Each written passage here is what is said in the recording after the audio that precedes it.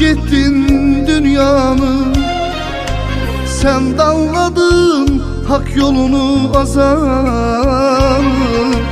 Gözü yaşlı koyup gittin anamı, o dünyanı Tanrım versin hayata.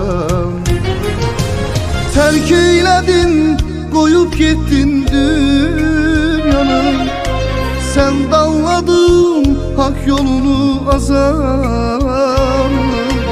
Gözü yaşlı koyup gittin anamı, o dünyanı Tanrım versin hayata. Gözlerim yaşlıdır, yüreğim dolu, Qəfildən ayrıldı bu ömür yolu. Dolandı boynuma həsrətin qolu, o yüreğim sənə qurban hayata. Gözlerim yaşlıdır, yüreğim dolu, Qəfildən ayrıldı bu ömür yolu.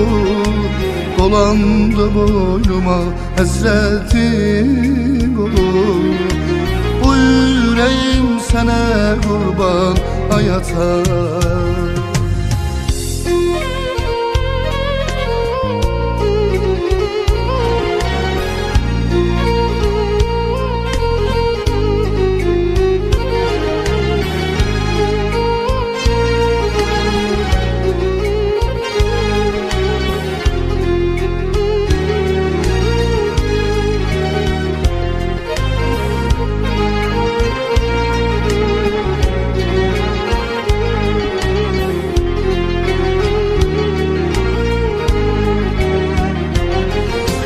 Göyden melekler değilse de yere, hiç zaman çıkmazsam yadımdan bile.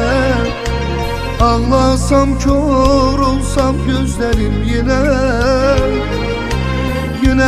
de bursuyum sana hayata. Göyden melekler değilse de yere, hiç zaman çıkmazsan yadımdan bile. Ağlasam kör olsam gözlerim yine de borçluyum sana hayata. Tanrım yazdı senin huzur yazını, çekemedim senin ata nazını. Zaman dövreyledi saldı sazını, telli sazım sene kurban hayata.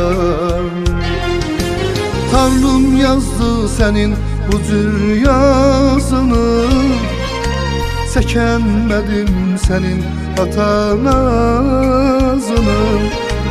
Zaman dövreyledi saldı sazımı, telli sazım sene kurban hayata. Gözlerim yaşlıdır, yüreğim dolu, Qəfildən ayrıldı bu ömür yolu. Dolandı boynuma həsrətin qolu, bu yüreğim sənə qurban hayata.